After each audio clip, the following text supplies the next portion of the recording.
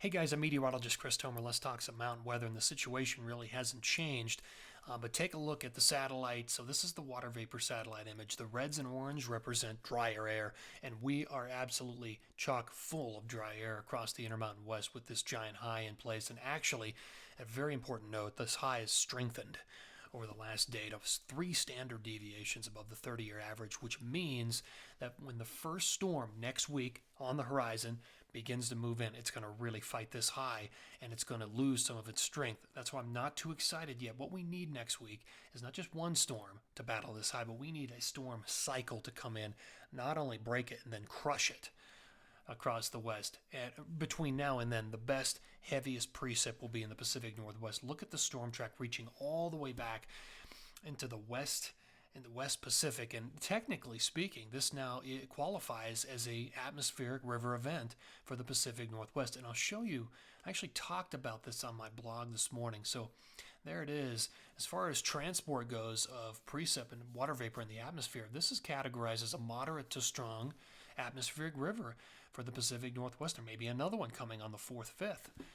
So very interesting. If you're interested in this stuff, look at my blog. I actually talked a little bit about my analysis for the winds on the high peaks across the west and how they're going to start to come up late in the period as that storm begins to move in next week and begins to break down that high. So that's at christomer.com.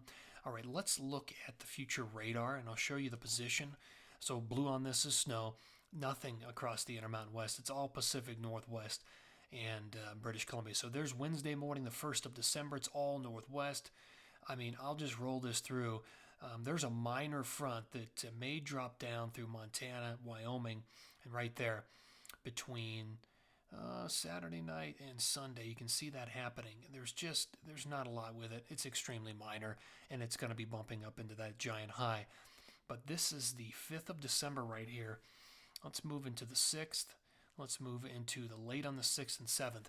This is the storm system that we're watching. So this is late on the 6th and into the 7th. And again, it's a large storm, but that's what it's going to take to at least begin to chip away at that high pressure. What we need is something behind this as well. But you're looking right now at Tuesday, and there's snow in Utah, Wyoming, Idaho, down into New Mexico, and Arizona if this holds together. What we need is a storm cycle. All right, let's look at my forecast for totals between now and the 5th of December. We'll do this in 2 phases. Now until the 5th, you can see we're zeroed out over most of the west. There is snow Pacific Northwest, BC, western Alberta. Now let's go into the second part of this. This is from the 6th of December through the 9th. Notice there is snow across the lower 48 Intermountain West, but there isn't a lot.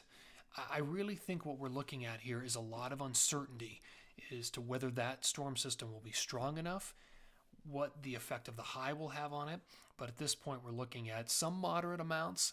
These numbers will fluctuate wildly depending on how strong that storm system really is next week. So there you go. Thank you for tuning in here. I'll keep things updated. Take care.